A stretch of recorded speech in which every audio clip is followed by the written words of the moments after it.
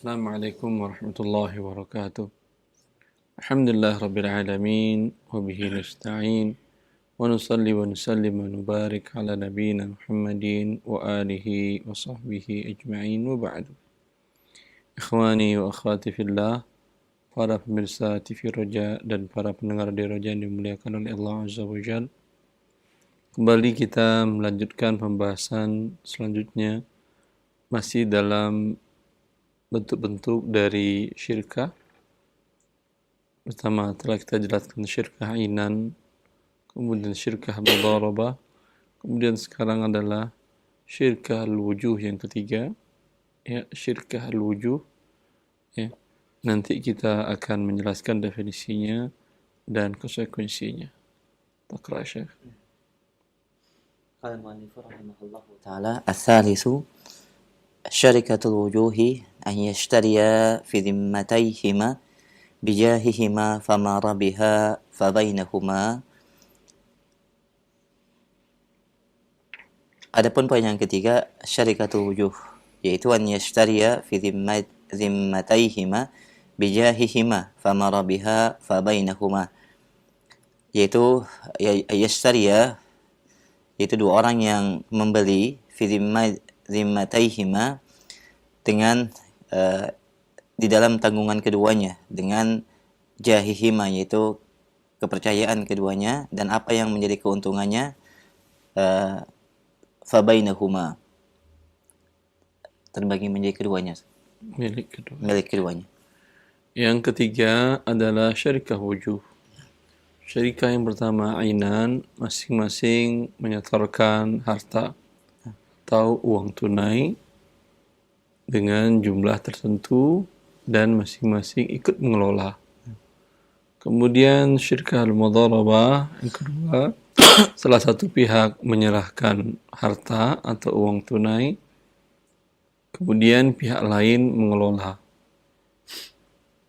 Yang ketiga adalah tidak ada uang yang mereka setorkan. Mereka tidak punya modal, tetapi mereka punya nama baik. Dinamakan dengan jamaknya wujuh. Nama baik ini umpamanya, walaupun mereka dalam keadaan kondisi ekonomi menengah ke bawah, tapi orang-orang kenal dan sangat tahu bahwa mereka adalah orang-orang yang jujur. Bila berhutang, bila mempunyai tanggung jawab ke pihak lain, mereka tidak pernah ingkar dan tidak pernah melarikan hak orang. Mereka jujur. Lalu sekarang dua orang atau lebih mereka bergabung untuk membeli sesuatu. Ya, umpamanya mereka membeli toko, ada orang menjual tokonya, toko pakaian atau toko apa, dengan nilai umpamanya seluruhan 50 juta isi tokonya, dan ada kontrak sekitar 6 bulan atau 7 bulan umpamanya. Maka dua orang ini mereka mengatakan kami beli dan kami bayar nanti setelah 6 bulan atau setelah 9 bulan kami lunasi, atau setelah 1 tahun kami lunasi, dan ketika kami ada uang kami akan mencicil sebelum tanggal pelunasan jatuh, tempo pelunasan jatuh umpamanya. Maka ini dinamakan dengan syirkah wujuh, karena tidak ada uang yang mereka setorkan untuk membuat usaha tadi, tetapi orang tahu bahwa mereka berdua adalah orang yang baik dan jujur, dan mereka siap menjual barang-barang mereka kepada orang mereka berdua ini. فَمَا رَبِحَا فَبَيْنَهُمَا, maka apa yang mereka hasilkan keduanya keuntungan, maka milik berdua berdasarkan kesepakatan. Memang mereka sama-sama tidak punya modal uang, tapi kemungkinan salah satu lebih profesional dalam mengelola usaha seperti ini. Andai usahanya adalah umpamanya dari kuliner, yang satu mungkin pernah memiliki usaha seperti ini 4 tahun lamanya atau 5 tahun. Yang satu baru mulai sekarang. Ya. Tentu yang satu mengelola lebih, lalu yang mereka bersepakat umpamanya kita kelola, kamu karena kamu punya pengalaman 2/3 dari keuntungan milikmu dan 1/3 keuntungan milik saya. Dari modal 50 juta tadi, mereka akan membelinya 50 juta. Ya. Setelah 50 juta kembali dan ada kelaba, maka mereka bagi 3, 2/3 buat yang profesional, 1/3 buat yang tidak profesional. Ini dinamakan dengan syarikah al-wujuh. Ya. Nuwasyir. Wa kullun wahidin minhuma Wa kullu wahidin minhuma wakil sahibih wa kafilun anhu bithaman wal milku bainahuma ala ma syaratahu wal wadi'atu ala qadri milkaihima. Dan masing-masing dari dua belah pihak adalah wakil dari sahibnya, pemiliknya, dan menjadi penjamin atas barangnya dengan nilai. Wal milku bainahuma ala ma syaratahu. Penjamin dari temannya. Wa kafilun anhu bithaman, dan menjadi penjamin bagi temannya bithaman dengan nilai. Harga barang yang dibelinya tadi tidak tunai. Nah.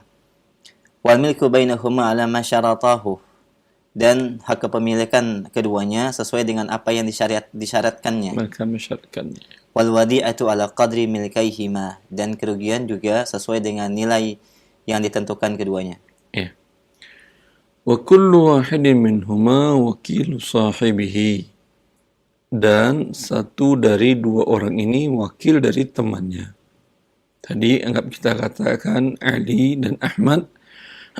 Ali yang punya keahlian sebelumnya 4 tahun, Ahmad baru sekarang mau mulai.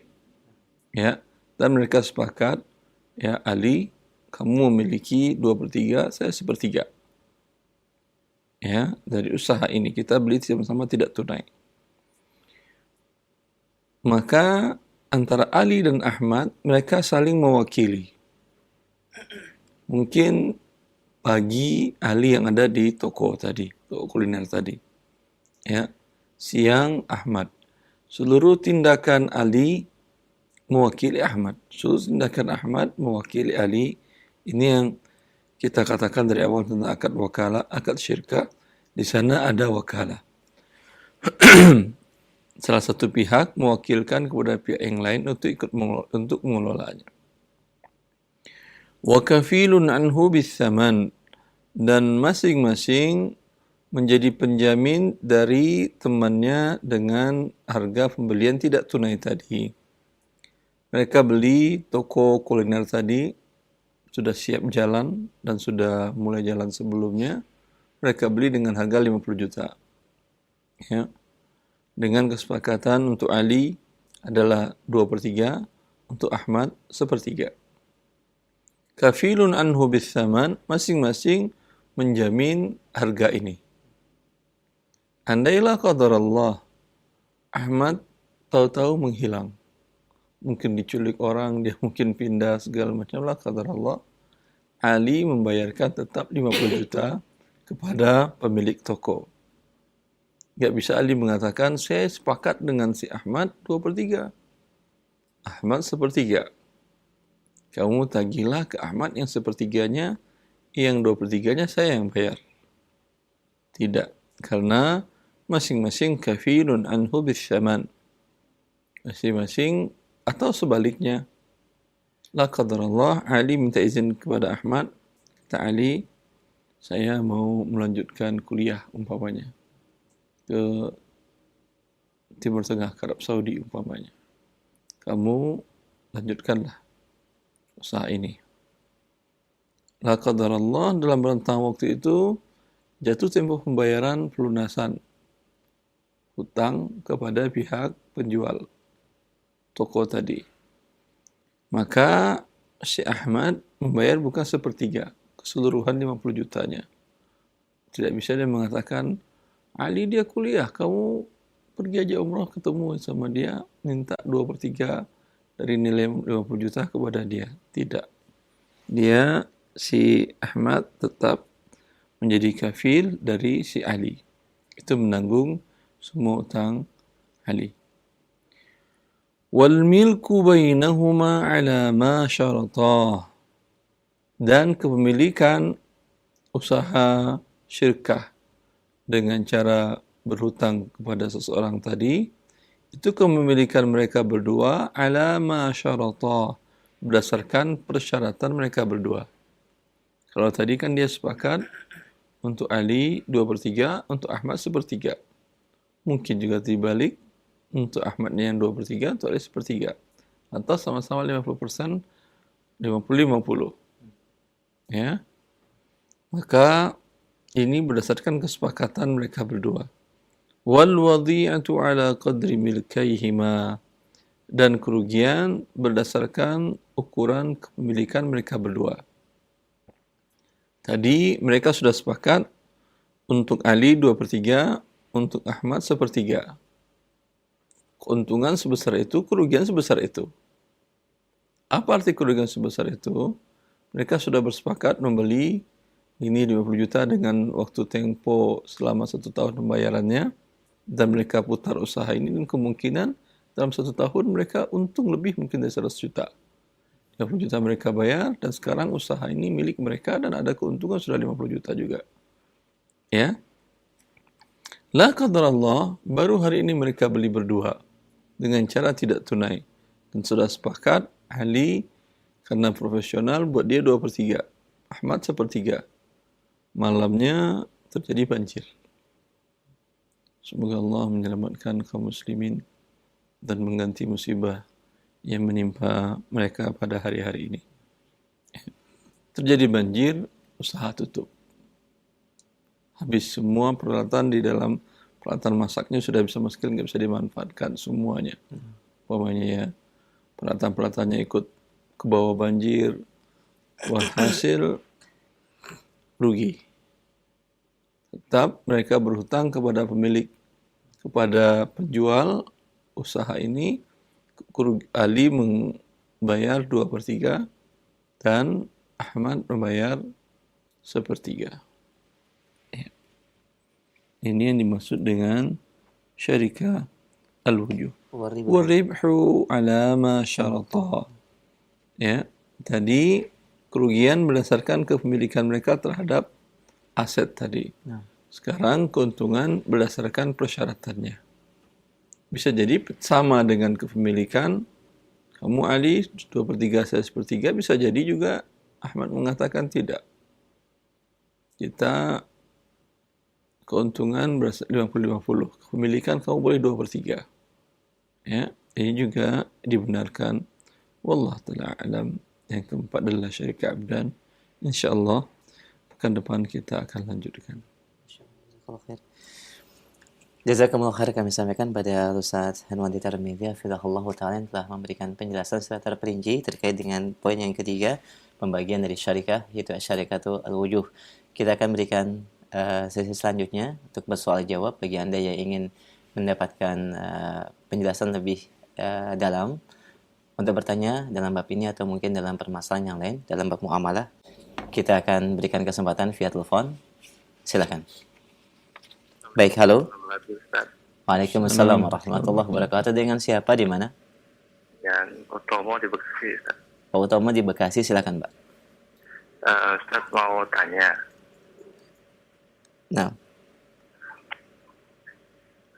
saya ada koperasi. Nah, koperasi itu menawarkan jasa perpanjangan STNK.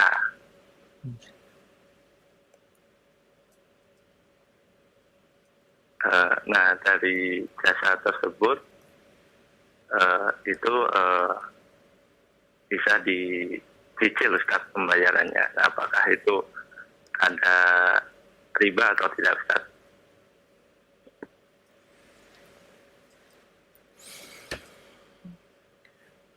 Jasa perpanjangan STNK, ya, jasa memperpanjangnya aja, karena wallah ta'ala alam, untuk jasanya boleh Anda mencicil, tetapi yang hutang ini kan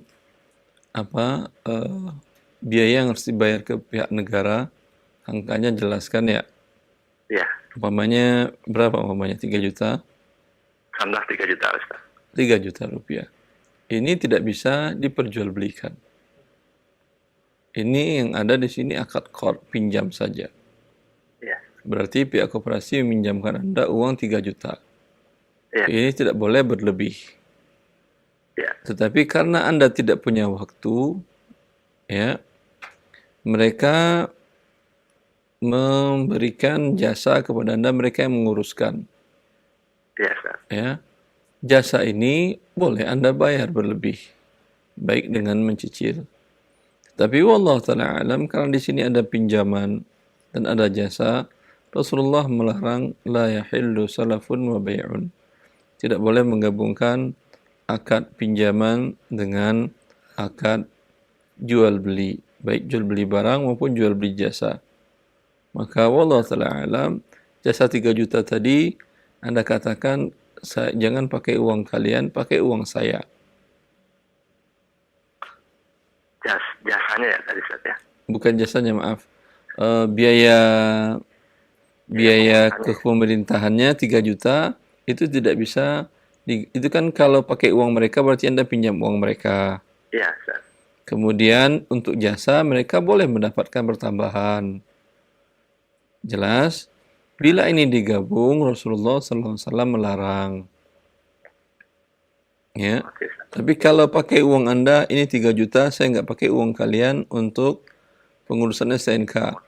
Tapi STNK nanti jasanya akan saya bayar dengan mencicil. Pokoknya jasanya berapa, mereka minta 500 atau 1 juta, Anda bayar lebih dan dengan mencicil, ini boleh. Baik, Ustaz. Jelas? Jelas, Ustaz. Nah, Mengerti, Ustaz. Ya. Jazakallah khair. Allah barik fiik. baik, jazakallah khair. Pak Usama di Bekasi, alhamdulillah sudah terjawab pertanyaannya. Kita akan berikan kesempatan yang kedua. Baik, halo. Silakan. Halo, Assalamualaikum. Waalaikumsalam warahmatullahi wabarakatuh. Dengan siapa Umu di mana? Mau tanya nih Pak Ustadz. Baik, silakan. Saya itu Pak Ustadz, suami saya itu Pak Ustadz bekerja di hotel. Kadang itu Pak Ustadz barang-barang inventaris begitu Pak Ustadz yang sudah rusak, yang tidak dipakai lagi begitu Pak Ustadz. Kadang sudah dibuang sama pihak hotel. Terus suami saya itu ambil, memperbaikinya, terus bawa ke rumah Pak Ustadz. Tapi saya tetap bilang harus minta izin.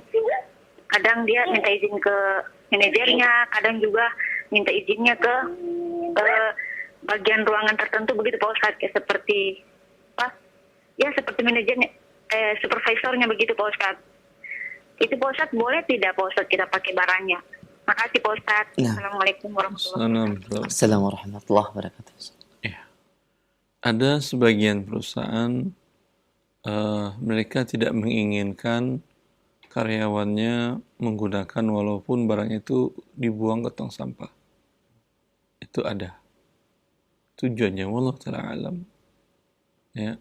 Seperti ada beberapa pihak usaha kuliner walaupun ini akan expire tapi tidak mengizinkan dia kepada karyawannya. Atau usaha makanan kering, mereka pun tidak mengizinkannya. Alasan mereka wallahu ta'ala alam tidak bisa kita ketahui, tapi mereka mengatakan demikian. Maka dalam kasus seperti yang ditanyakan oleh ibu tadi, sebaiknya suaminya menanyakan aturan, melihat aturan yang ada di perusahaan tadi. Bila perusahaan melarang keras sama sekali karyawan dari perusahaan tersebut untuk mempergunakan apapun walaupun sudah menjadi sampah, maka jangan lakukan. Hukum asalnya bila sudah dibuang ke tong sampah halal, memang tidak ada masalah. Ya sudah jadi tong sampah. Tapi sebagian perusahaan ada yang menerapkan walaupun sudah dibuang tong sampah itu dibuang ke tempat akhir, bukan dipergunakan oleh karyawannya. Ke tempat pembuangan akhir sampah, ya.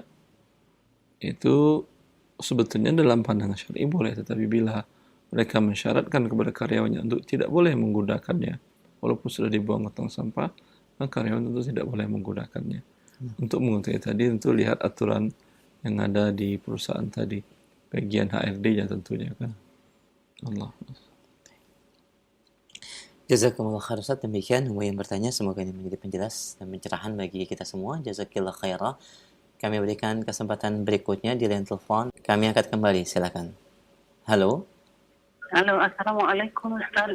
Waalaikumsalam warahmatullahi wabarakatuh. Dengan siapa Umu di mana? Dengan Umu Azim di Tanjung Enim Ustaz. Baik, silakan Umu. Mau nanya mengenai pensiunan Ustaz. Iya Ibu. Pensiunan itu dari program perusahaan itu dibelikan annuitas, dibelikan semacam program dari asuransi Ustaz. Jadi pensiun yang kita terima itu per bulannya yang kita dapatkan itu dari asuransi. Sementara asuransi itu salah satunya sekarang sedang bermasalah Ustaz. Sebentar Ibu. Suami Ibu kerja di mana? Di yang halal apa ini yang haram? Yang halal Ustaz. Tapi Salah satu perusahaan BUMN. tapi sebagian gajinya dipotong untuk biaya pensiunannya. Betul Ustaz. Kemudian ini dana pensiunan itu diatur oleh negara, di antaranya disimpan dikembangkan di beberapa usaha, di antaranya dalam bentuk deposito di perbankan, di asuransi, begitu kan ya? Betul Ustaz. Lalu yang Anda terima bagaimana hukumnya, begitu? Iya. Ya, Bulan kita terima Ustaz. ya, saya jelaskan insyaallah. Terima kasih Ustaz. Allah barik fiik. Assalamualaikum warahmatullahi Waalaikumsalam warahmatullahi wabarakatuh. Ya. Dana pensiunan tadi yang dikelola dalam bentuk cara yang diharamkan seperti dengan deposito dan pembelian barang-barang yang haram seperti saham, seperti obligasi, ya, saham perusahaan yang haram, ya. Ini di luar kemampuan para karyawan. Mereka tidak bisa mengatur ini. Memang disyaratkan oleh negara seperti tadi yang dipertanyakan.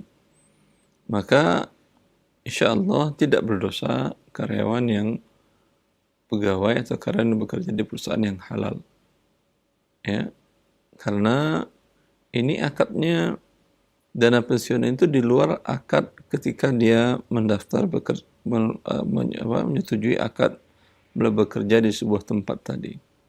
Otomatis dia dipotong sekian persen dari gajinya, ya, sekitar 6%, kemudian sebagian lagi 4% atau 2% ditambahkan oleh perusahaan atau instansi. Kemudian disetorkan ke sebuah lembaga dan usaha milik negara untuk mengelola ini. Dan mereka kelola dengan cara yang riba dan haram. Ya.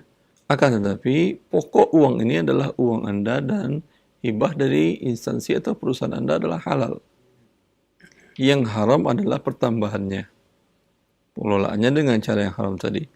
Anda yang pensiunan umpamanya Anda terima per bulan sekitar 5 juta, ya, di sana sudah ada pertambahan angka pengelolaan dana dengan cara yang haram tadi. Tapi yang pokoknya halal. Allah mengatakan fa in tubtum falakum ru'usu amwalikum. Bila kalian bertaubat kepada Allah, untuk kalian adalah pokok uang kalian. Uang yang dikembangkan tadi umpamanya dikembangkan dalam bentuk deposito umpamanya bunganya per tahun 10%. Umpamanya. Maka dari 5 juta tadi 10%-nya yaitu 500.000 ini adalah uang haram. Yang 4.500.000 itu adalah uang Anda yang dipotong dari gaji Anda dan yang diberikan oleh instansi atau perusahaan Anda. Yang 4.500.000 halal. Yang 500.000 ini yang haram, bunga. Ini yang haram ini mau diapakan? Ya. Kalau dengan 90% tadi kehidupan Anda bisa berjalan dengan baik, ya, itu yang 500.000 dan 10% berikan kepada fakir miskin yang lain. Akan tetapi andai umpamanya pada saat itu rezeki Anda kurang, kebutuhan lebih besar daripada biaya pensiunan tadi karena anak-anak umpamanya atau ada sakit dan segala macam, atau ada membantu keluarga dan segala macam, ya, maka Yang 500.000 tadi, 10% tadi pun halal bagi fakir miskin tadi. Wallahu ta'ala a'lam. Baik, alhamdulillah. Jazakumullah khairan. Demikian ilmu yang bertanya di Tanjung Enim. Ya, semoga menjadi jawabannya bermanfaat dan menjadi pencerahan bagi kita semua. Jazakillah khairan. Tapi masih kami berikan kesempatan via telepon. Iya, kami angkat kembali. Silakan. Halo. Halo, Assalamualaikum. Waalaikumsalam warahmatullahi. Dengan siapa? Akhi di mana? Bu Aisyah di Pademangan. Silakan Abu Aisyah. Baik Ustadz, gini Ustadz, saya tinggal di rumah susun. Kemudian ada karena kebutuhan tugas sekolah anak, kami berencana memasang sebuah TV, saluran TV berbayar gitu. Cuman karena tinggal di rumah susun nggak memungkinkan memakai parabola gitu ya, memakai antena, jadi memakai saluran yang pakai internet seperti itu. Ada pilihan dua gini Ustaz. Yang pertama yang disediakan oleh salah satu BUMN itu cuman dia dibayar di belakang, kemudian ada di perjanjiannya kalau telat bayar ada denda. Sepengetahuan kami yang pernah kami dengar dari penjelasan Ustadz itu termasuk riba. Kemudian yang kedua pilihannya ada penyedia yang dibayar di depan, cuman ini harganya murah. Pas kami tanya ini legal nggak? Kemudian kan kalau TV berbayar itu ada hak siar gitu ya Ustadz ya. Itu bayar hak siar nggak gitu? Itu keterangan yang kami jawab sih ya bilangnya bahwa dia memperolehnya secara legal, cuman dia intinya dia menyalahi apa ya, nggak sesuai aturan lah gitu maksudnya Ustaz. Artinya ada hak-hak dari ketentuan dari hak siar yang dia langgar gitu intinya. Terkait ini gimana yang harus saya pilih Ustaz? Satunya ada ketentuan yang riba, satunya legalitasnya masih dipertanyakan. Terima kasih Ustaz jawabannya. Afwan, tidak ada yang ketiga yang halal dan murah? Belum ada Ustaz, sementara ini belum ada. Jadi kan pilihannya untuk yang dibayar depan yang satu parabola pakai antena. Cuman karena kami tinggal di rumah susun. Sebentar, Afwan akhi. Antum kebutuhan antum tadi untuk apa? Untuk tugas anak. Jadi anak itu sering dapat tugas suruh ada beberapa menyaksikan di salah satu saluran channel TV yang berbayar. Channel TV itu tidak ada pakai internet? Kalau saya cari sih nggak ada Ustaz. Kalaupun ada itu ilegal gitu Ustaz. Iya, yang pakai smartphone tidak ada yang tidak yang legal. Sementara ini belum ada sih Ustaz. Sementara ini belum ada. Berarti semua anak-anak sekolah akan disulitkan seperti itu? Lalu fungsi sekolah apa lagi? Kenapa Ustaz? Itu kan harusnya tugas sekolah. Iya. Kenapa dibebankan kepada orang tua dan harus menyelesaikan seperti demikian? Iya. Apakah itu untuk semua sekolah atau sekolah anak Anda aja seperti itu? Di sekolah anak saya aja sih Ustaz. Kemungkinannya karena. Cari sekolah yang lain. Oh gitu Ustaz. Daripada Anda satu keluarga mendapat dosa. Oke, kita Jadi intinya pindah gitu ya. Intinya yang haram tidak boleh kita langgar, akhi. Yang satu, Anda melanggar hak Allah, di mana perbuatan riba, menyetujuinya. Allah mengharamkan riba, Anda menghalalkan riba. Yang satu lagi, Anda melanggar hak manusia, juga Allah tidak membolehkan menzalimi makhluknya. Baik. Ya, hanya sekedar untuk sekolah anak saja. Baik. Kalau dari kecil anak sekolah dengan kezaliman dan dengan keharaman, nanti besarnya dia akan berdampak kepada hal tersebut. Baik. Banyak orang yang tidak sekolah pun rezekinya lebih banyak daripada orang yang bersekolah. Ya, terima kasih Ustaz. Assalamualaikum warahmatullahi wabarakatuh. Waalaikumsalam warahmatullahi wabarakatuh. Jazakumullah khair akhi, barakallahu fiik. Terkait dengan denda keterlambatan, apa bisa disamakan dengan yang menabung dan mengajukan klausel itu dihapus Menabung di bank konvensional ketika ada denda? Bolehkah kita ajukan itu? Menabung denda Mohon maaf, ketika ada peminjaman ya, peminjam kemudian ada denda keterlambatan. Kalau Anda mengajukan pinjaman ke lembaga ribawi atau konvensional, itu bunganya bukan sekedar Anda keterlambatan. Nah, Anda pinjam umpamanya 1 juta. Bahkan kalau kecil umpamanya koperasi yang besar, nah, umpamanya ke bank, Anda pinjam 100 juta ingin beli rumah. nah. Ya, terlambat tidak terlambat harus Anda bayar bunga di awal. Sah. Ya, umpamanya bunga kredit itu sampai antara 13 sampai 16%, 15% tergantung kondisi suku bunga yang dikeluarkan oleh BI. Nah.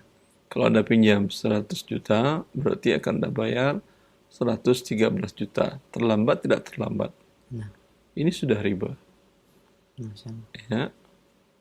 Karena ada manfaat bagi si pemberi pinjaman tadi. Nah. Ini sudah riba.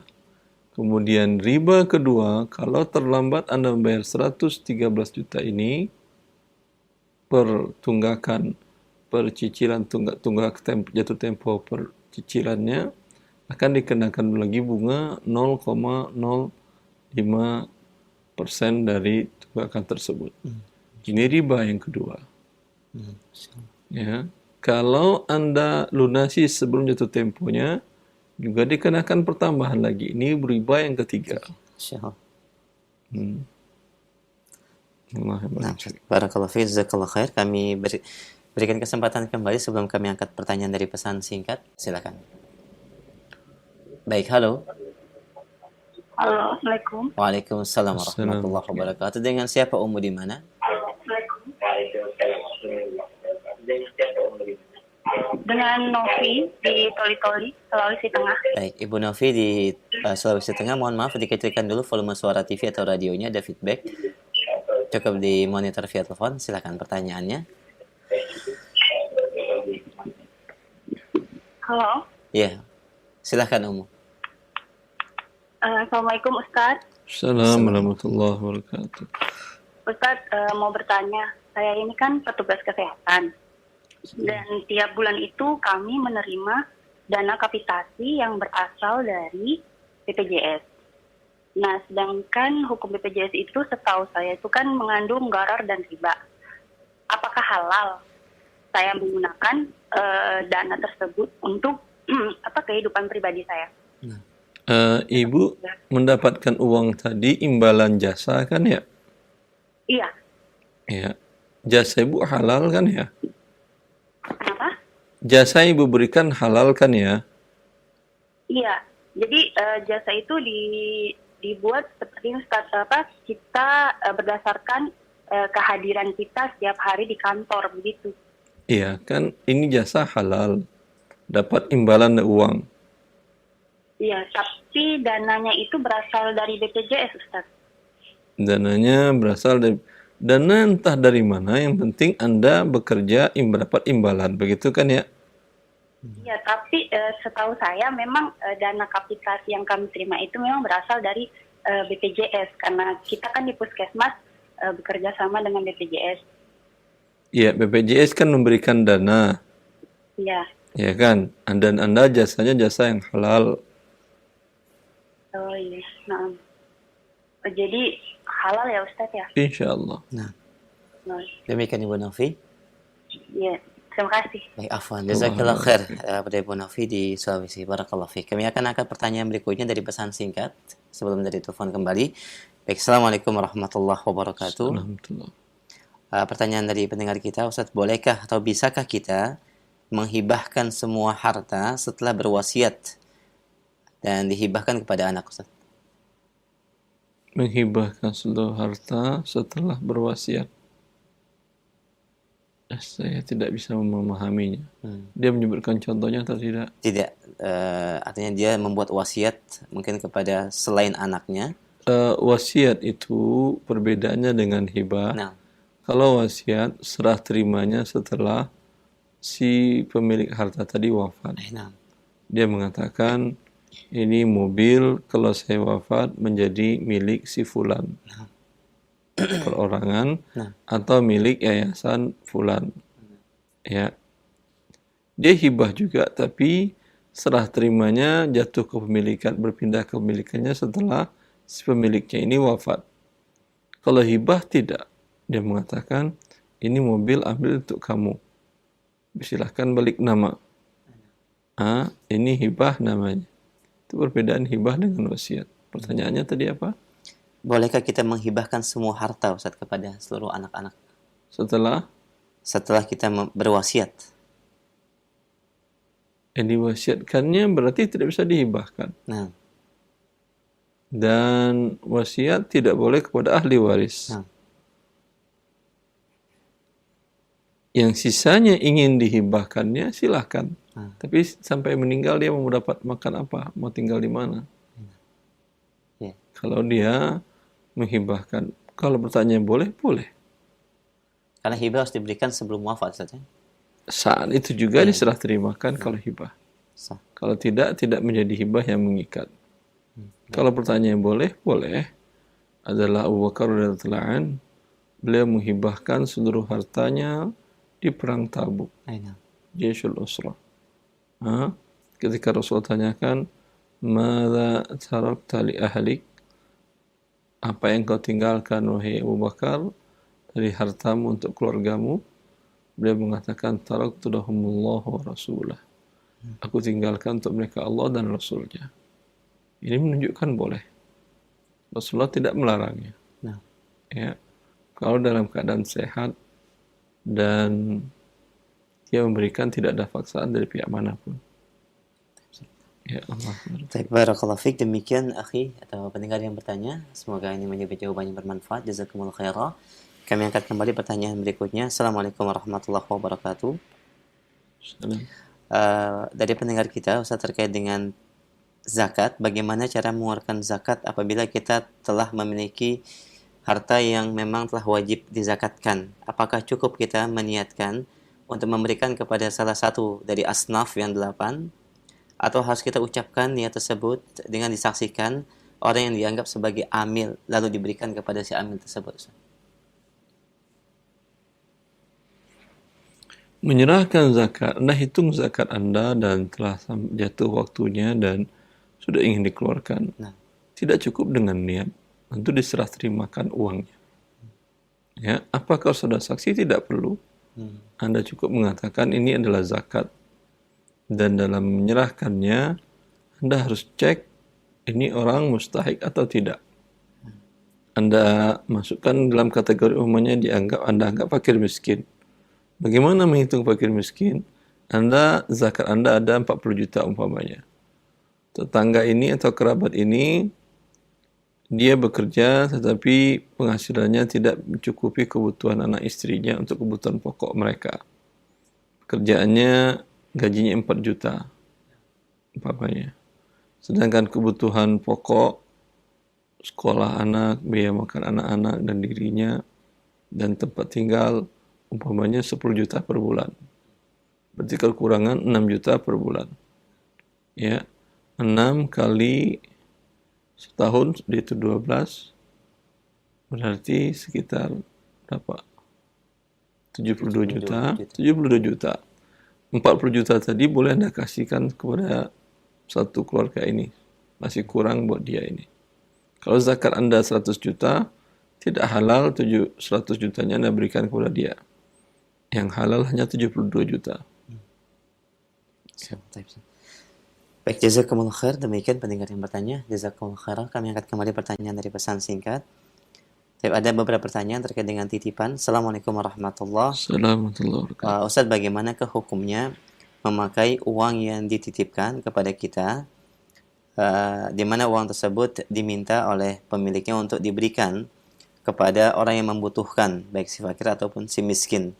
Namun sebelum diserahkan kepada yang diamanahkan, saya menggunakannya tersebut, walaupun tetap saya akan kembalikan pada saat nanti diserahkan. Jazakumullah khairan.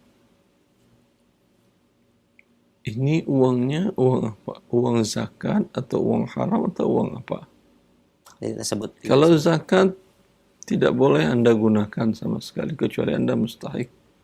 Tapi kalau Anda mustahik, Anda harus sampaikan kepada si menyerahkan uang, penitip uang tadi. Kalau uang haram, kalau tidak ada fakir miskin, tidak boleh Anda gunakan uang ini. Ini bagian dari tidak amanah dalam menerima titipan. Ini berkhianat namanya kepada orang penitip. Masya Allah. Dia menitip untuk disalurkan, bukan untuk Anda pakai. Ya. Kalau itu adalah zakat, yang dikhianati dalam hal ini adalah si penitip dan si mustahik. Ya, wallahu ta'ala. Jazakumullah khair, barakallahu fik. Demikian pendengar yang bertanya. Kami angkat kembali pertanyaan berikutnya. Ya, Assalamualaikum warahmatullahi wabarakatuh. Salam. Saya bekerja di perusahaan di mana perusahaan tersebut berjalan dengan sistem pinjaman bank riba, Ustaz. Dan di sana saya sebagai keuangan, di mana saya juga ikut membuatkan data-data untuk proses pinjamannya. Apakah gaji yang saya terima halal atau haram? Dan jika halal, apakah saya termasuk kategori saksi di transaksi riba tersebut, Ustaz? Ya. Sebuah perusahaan melakukan pinjaman dengan cara riba ke lembaga keuangan riba. Lalu yang bertanya adalah yang diamanahkan atau yang ditugaskan oleh pihak perusahaan untuk membuat proposal atau pengajuan untuk agar riba cair. Nah. Atas perbuatan ini dia mendapatkan gaji. Apakah gajinya halal? Jawabannya tentu tidak. Ini perbuatan Anda mempersiapkan semua data dan berkas-berkas dan hal-hal yang diperlukan agar untuk turunnya riba, berarti Anda bagian daripada si pelaku riba peminjam yang dikutuk oleh Allah. Atas perbuatan kutukan ini Anda mendapat imbalan, maka imbalannya adalah haram. Maka bertobatlah kepada Allah, resign dari pekerjaan di tempat ini, atau katakan kepada mereka, mulai hari ini saya tidak akan melakukan hal seperti ini lagi. Untuk melakukan keuangan yang lain saya siap. Jadi untuk melakukan pinjaman riba, Anda adalah pihak yang berdosa besar dalam hal ini. Nah, Alhamdulillah. Jazakumullah khairan. Demikian akhi atau yang bertanya jawaban dari Ustaz. Barakallahu fiik. Kita akan berikan kesempatan berikutnya via telepon bagi Anda yang bertanya secara langsung. Kami akan terima kembali, silakan. Halo. Halo, Assalamualaikum. Waalaikumsalam warahmatullahi wabarakatuh. Dengan siapa di mana? Dengan Ruli di Kediri. Silakan Pak Ruli, silakan. Ya. Assalamualaikum Ustaz. Assalamualaikum warahmatullahi wabarakatuh. Ini Ustaz, Ana sebelum ngaji dulu, Ana kan tidak tahu kalau pinjam ke KPR itu kita terlibat riba. Dan setelah ngaji baru tahu ternyata itu tidak boleh. Ana sudah berjalan sekitar kurang lebih 5 tahun cicilannya. Ketika Ana mau lunasi gitu, ternyata pokoknya harus bayar 60 juta plus penalti. Nah, sampai sekarang Ana berusaha untuk lepas dari situ, tapi belum ada uang untuk melunasinya. Jalan terbaiknya bagaimana ya Ustadz? Atau Ana lepas atau bagaimana Ustadz supaya bisa lepas dari KPR atau tetap dicicil sampai lunas? Begitu Ustadz. Ya. Ya. Kalau ini pertanyaan teknis, uangnya dari mana begitu kan ya? Ya. Teknis seperti ya, Anda kan ingin menanyakan dari mana dapat uangnya Pak Ustadz begitu kan ya? Untuk apanya Ustadz? Untuk melunasi tadi. Halo? Yang Anda tanyakan Pak Ruli, uangnya dapat dari mana untuk melunasi cicilan riba tadi? Dari bekerja Ustaz, bekerja di perusahaan halal insya Allah. Iya, tapi kan akan lama lagi. Kan ingin cepat selesai dari perbuatan dosa. Ya, maka satu-satunya tempat meminta hanya kepada Allah Azza wa Jalla. Ya, yang memiliki khazain samawati wal ard, yang memiliki perbendaharaan kekayaan langit dan bumi, hanya Allah Azza wa Jalla. Makhluk tidak memiliki apa-apa. Makhluk yang lain sama miskinnya dengan Anda. Makhluk yang lain sama butuhnya kepada Allah dengan Anda. Maka mintalah kepada yang Maha Kaya, Allah Al-Ghani, Allah yang Maha Kaya yang memiliki segala sesuatunya. Minta di waktu-waktu yang mustajab agar Allah memberikan rezeki kepada Anda. Dengan rezeki itu Anda bisa melunasi pokok hutang riba Anda tadi, dan dengan demikian Anda terlepas dari jeratan riba. Wallahu ta'ala a'lam. Nah, Ustaz. Nah, Ustaz. Ustaz, jazakallahu khair. Waalaikumsalam. Allah barik. Baik, jazakumullah khair Pak Rudi ya. Barakallahu fiik. Semoga Allah mudahkan antum dan kita semua. Kita berikan kesempatan kembali. Halo, Assalamualaikum. Waalaikumsalam Waalaikumsalam. warahmatullahi wabarakatuh. Dengan siapa, di mana? Saya Rani. Saya ingin bertanya, Ustadz. Silakan. Mirip pertanyaan tadi. Jadi saya sudah memasang berlangganan TV berbayar ya, Ustadz.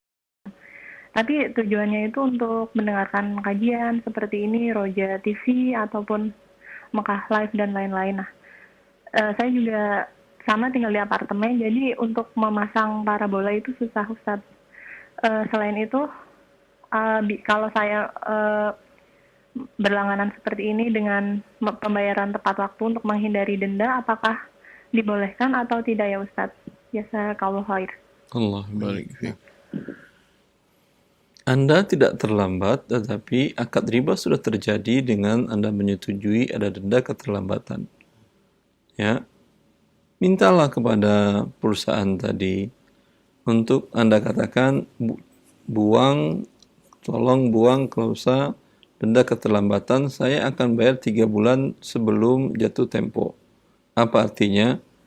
Anda depositkan uang atau Anda bayar 3 bulan, umpamanya 1 bulan 1 juta. Saya bayar 5 juta untuk 2 bulan ke depan. Berarti Anda punya deposit 3 bulan, tidak akan terlambat.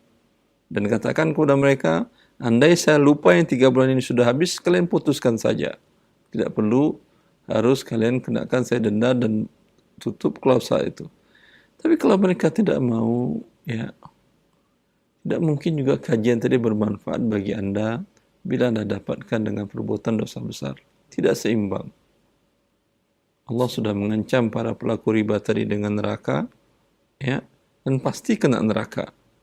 Sedangkan ilmu manfaat yang Anda katakan tadi masih sifatnya mauhum. Mungkin sehari mungkin tidak sempat Anda melihatnya karena kesibukan rumah tangga. Ya, tetapi dosa riba berjalan terus.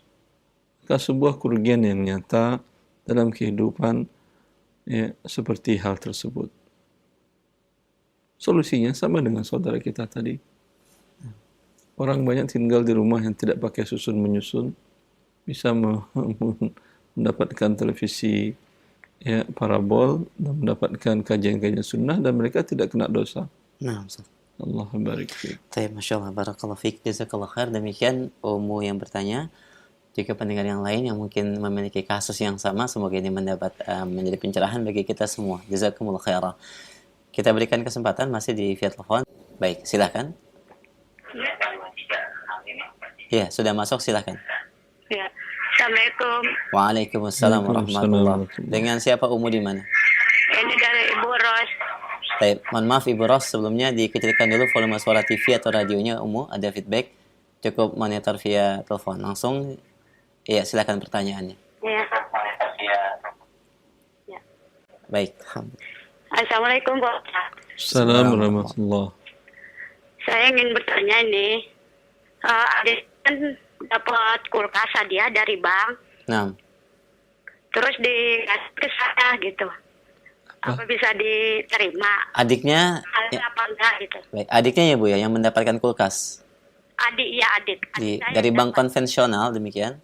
Iya dari Yang bank konvensional, boleh digunakan di sana. Ya. ya. Adik Anda hidup berkecukupan atau dalam keadaan berkesusahan? Cukup insya Allah Pak. Kalau cukup, tutup rekening di bank riba tadi, kemudian kulkas tadi jual, uangnya berikan kepada fakir miskin. Oh gitu. Bertobat kepada Allah. Iya, kulkasnya dijual, terus uangnya dikasihin ke fakir miskin. Iya. Iya. Dan bertobat kepada Allah, tutup rekening di bank riba tadi. Iya. Baik. Demikian Umu. Ya. Alhamdulillah. Jazakallah khairah. Iya. Baik, barakallahu fiik. Assalamualaikum. Waalaikumsalam Assalamualaikum warahmatullahi wabarakatuh. Baik. Ya, barakallahu fikum. Kita masih berikan kesempatan kembali via telepon. Silakan di belakang Ibu Ros, silakan. Baik, halo. Halo, Assalamualaikum. Waalaikumsalam warahmatullahi. Dengan siapa Bapak di mana? Dari Pak Budi di Rio, Pak. Ahlan Pak Budi, silakan Pak. Ya, kami singkat kerja di koperasi selaku ketua koperasi ya, Ustaz.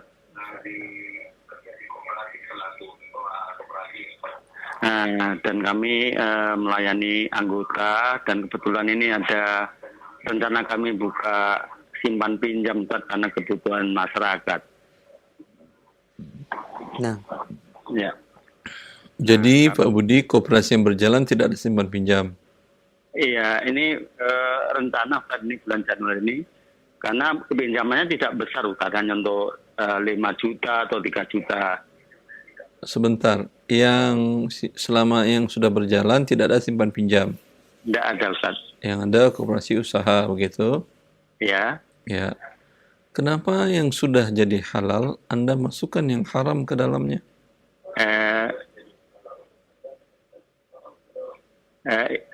Kita belum mulai Ustaz. Alhamdulillah. Tanya dengan Ustaz. Iya, taib. Itu kira-kira gitu. Kalau belum mulai, alhamdulillah. Tapi kalau memang sangat membutuhkan untuk membuka simpan pinjam tadi, katakan kepada semua peserta, ya, kepada anggota, sebagian dividen, sebagian dari hasil laba keuntungan usaha itu kita alokasikan untuk simpan pinjam, dan karena ini adalah laba, tidak perlu kita syaratkan ada pertambahan dengan simpan pinjamnya. Iya. Paham? Ada yang pinjam 5 juta, diberikan. Iya. Kemudian kembalinya berapa? 5 juta juga. Iya. Langsung dipotong dari uangnya yang ada di koperasi tadi, maka tidak perlu ada denda keterlambatan. Iya. Ya. Kemudian, ya, karena ini semuanya simpan pinjam, tentu dikhawatirkan akan banyak yang melakukan peminjaman. Betul. Katakan ini hanya dalam sifat darurat. Iya. Ya, yang bisa dilakukan dengan cara jual beli atau sewa menyewa, kita lakukan dengan jual beli. Umpamanya kebutuhan dia apa? Dia butuh umpamanya motor bekas, motor second untuk kebutuhan transportasi kehidupan sehari-hari. Ya. Dan itu harganya umpamanya 5 juta. Katakan kami tidak akan menyerahkan uang. Kami akan belikan motor. Iya. Ya. Lalu setelah kami terima, kami jual kepada Anda. Ya, dengan cara kamu mencicil dengan harga lebih mahal, umpamanya menjadi 5.500.000 atau 6 juta cicilan selama 2 tahun. Tidak ada denda keterlambatan. Dan cicilan tidak akan terlambat karena langsung dipotong dari uangnya yang ada di dalam setoran wajibnya tadi. Iya. Berarti kan tidak ada denda keterlambatan, tidak ada riba. Iya. Hal-hal yang tidak memungkinkan untuk dibuatkan, seperti umpamanya kebutuhan untuk uang kuliah anak. Kata dia, anak kami kuliah di kota, di Pekanbaru umpamanya. Itu kan nggak bisa Anda bayarkan. Tidak bisa dibisniskan. Hal seperti ini baru sifatnya pinjaman, tidak ada pertambahan. Ya, bila terlambat dari waktunya, dipotong langsung, didebet dari uangnya yang ada di koperasi tadi. Iya. Dengan demikian, selamat usaha tadi dari riba. Wallahu ta'ala alam. Iya, demikian Pak Budi. Baik. Terima kasih Ustaz. Allah yang baik. Barakallahu fiik Pak Budi di Riau. Jazakumullah khairan. Baik, kita berikan kesempatan kembali. Silakan di line telepon di belakang Pak Budi, kami persilakan. Baik, halo. Silakan, sudah masuk. Assalamualaikum. Waalaikumsalam warahmatullahi. Dengan siapa Bapak di mana? Di Abu Lutfi, Konai Utara, Sulawesi Tenggara. Baik, ahlan, masya Allah. Abu Lutfi, silahkan. Silahkan. Menanyakan Ustaz, bagaimana kalau melanjutkan kredit cicilan seorang kendaraan? Melanjutkan kredit cicilan kendaraan orang lain, begitu Bapak? Iya Ustaz. Ya. Baik. Wallahu ta'ala alam, ya, orang yang bermasalah tadi berarti dia masih terjerat riba. Ya. Dan Anda yang melanjutkan pun ikut membantu ribanya dia. Harusnya yang Anda lakukan kepada dia, saya beli cicilan dengan kamu. Caranya bagaimana? Ya, dia tadi ingin umpamanya tobat dari riba dan cicilan kendaraan ribanya tinggal lagi umpamanya kita katakan 3 juta rupiah. Ya. Anda katakan saya beli motor Anda dengan cicilan ke Anda, maka tidak ada denda keterlambatan, tidak ada segala macam. Ya. Dengan uang DP, uang muka sebanyak 3 juta. Kan kebutuhan 3 juta untuk menutup cicilan riba tadi. Kau tutuplah dengan 3 juta ini ke pihak cicilan riba kamu. Kamu ambil surat-surat menyuratnya, kita taruh di pihak tangan ketiga, ya. Atau kalau kamu percaya, langsung balik nama ke saya, ya. Atau kamu pegang juga nggak ada masalah. Kemudian saya cicil sisanya umpamanya dia jual tadi dia beli umpamanya dengan cicilan 10 juta. Dijualnya karena kendaraannya sudah agak lama umpamanya dijual dengan 7 juta. Nah, sisa 4 juta saya cicil kepadamu per bulan umpamanya 500.000 dan dalam waktu sekian selesai dan serahkan surat-surat kepada saya. Ya, dengan hal ini mereka berdua selamat dari yang dimurkai oleh Allah Azza wa Jalla dalam perbuatan riba dan meneruskan riba tadi. Baik, demikian Bapak yang bertanya, Bu Lutfi ya, semoga bermanfaat dan demikian jawaban dari Ustaz Barakallahu Fik. Satu pertanyaan pesan singkat mungkin di penghujung kajian kami akan angkat. Assalamualaikum warahmatullahi wabarakatuh Ustaz. Beliau bertanya tidak sesuai dengan materi, yaitu terkait dengan harta pusaka tinggi dalam adat Minangkabau. Bolehkah dijual Ustaz dan bagaimana hukumnya? Ya, Allah Ta'ala alam, dikenal dengan pusaka tinggi itu adalah harta yang turun-temurunnya melalui jalur perempuan. Bila sekarang harta itu berada di tangan pihak yang bertanya dan sertifikatnya atas nama dia dan hukum legal membolehkan dia untuk menjualnya, jual itu adalah haknya dia. Karena sudah dia terima di tangan dia. Ya. Allah. Demikian akhi yang bertanya, jazakumullah khairan, dan ini merupakan pertanyaan kami terakhir. Mohon maaf di kesempatan pagi ini dan sebagai ikhtitam Ustaz, silakan. Ya. Semoga Allah Azza wa Jalla menyelamatkan kita di dunia sebelum di akhirat dari hal-hal yang diharamkan oleh Allah, dari memakan harta-harta yang tidak dihalalkan oleh Allah Azza wa Jalla, yang tentu dampaknya bukan sekedar hanya di akhirat saja, di dunia berdampak bagi orang-orang yang terpapar makanan atau harta-harta yang haram ini. Semoga kita dijauhkan oleh Allah dengan pelajari syariatnya, dan semoga dengan demikian kita akan mendapatkan kenikmatan di dunia dan di akhirat. Wallahu a'lam.